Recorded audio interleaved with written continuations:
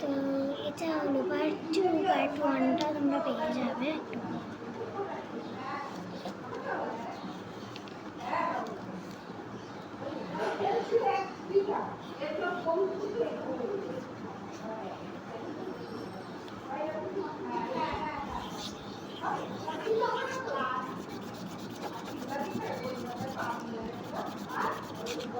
তারা চলবে আমার কালারটা বের করি। আমার কালার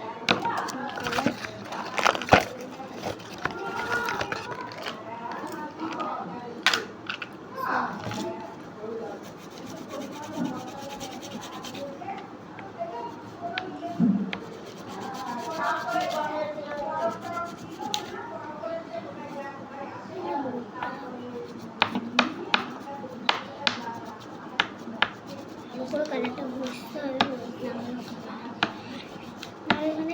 আমি এখানে দুটো প্যাটার্ন পেপার বানিয়ে দেখালাম। এবার আমি কালার পেপার বানাবো। তো কালার পেপার তোমরা প্যাস্টেল কালার্স ইউজ করতে পারো, লাইক দিস। তখন আমি একটা কালার পেপার বানিয়েছি, একটা বানাবো। চলো একটা এই কালারের বানাই না,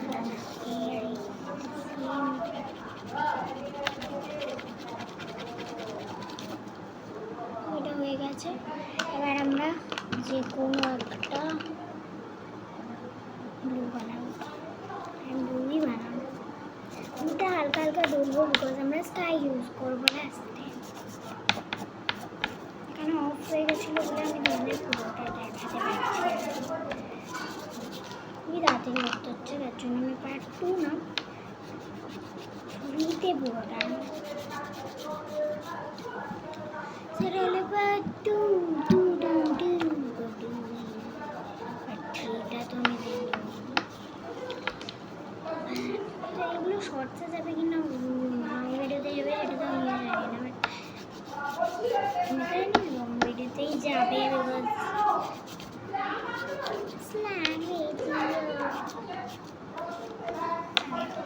এই কালার পেপার দুটো হয়ে গেছে, দুটো কালার পেপার, দুটো প্যাটার্ন পেপার, আমাদের মোট জার্নালিং স্টেপসগুলো আমি তোমাদের দেখিয়ে হয়ে গেছে। এবার আমরা বানাবো A4 টিপস। চলো বানাই। আমি A4 শিট দিয়ে বানাবো না, রোজ A4 শিটটা নষ্ট হতে আমি দেবো।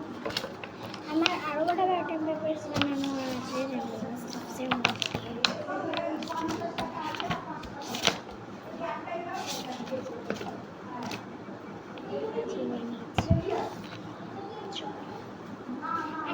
aesthetic journaling sets.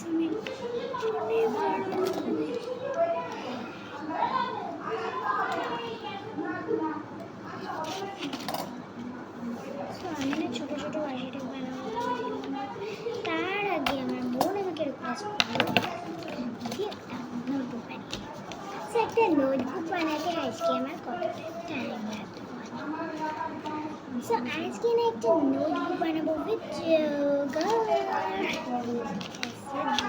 আজকে আমি নোটবুকটা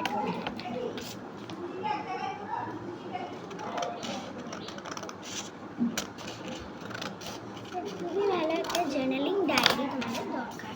জার্নালিং করার জন্য journaling diary is very needed. আমি জার্নালিং ডায়েরি বানানো শেখাবো।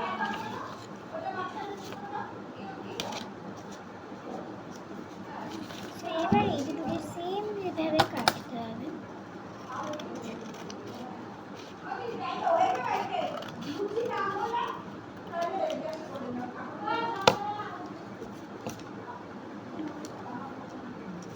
চলো এবার যে কোনো গ্লু ইউজ করতে পারো, আমি এখানে ফেভিকাম ইউজ করছি।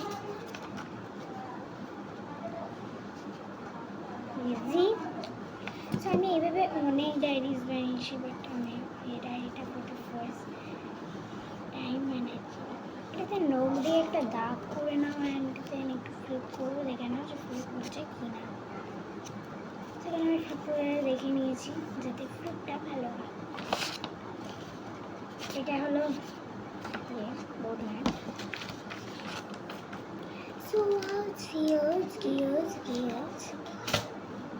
জার্নালিংয়ের কিটটা টোটালি বানানো তো আমি আজকে দেখাতে পারবো না। ফার্স্টে আমার ডায়েরি বানানোটা উচিত ছিল, তাহলে আমার টাইমটা কম লেগে যেত।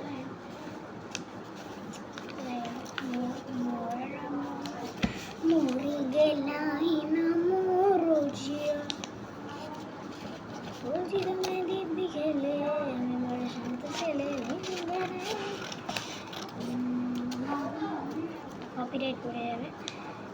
ভাই বোন।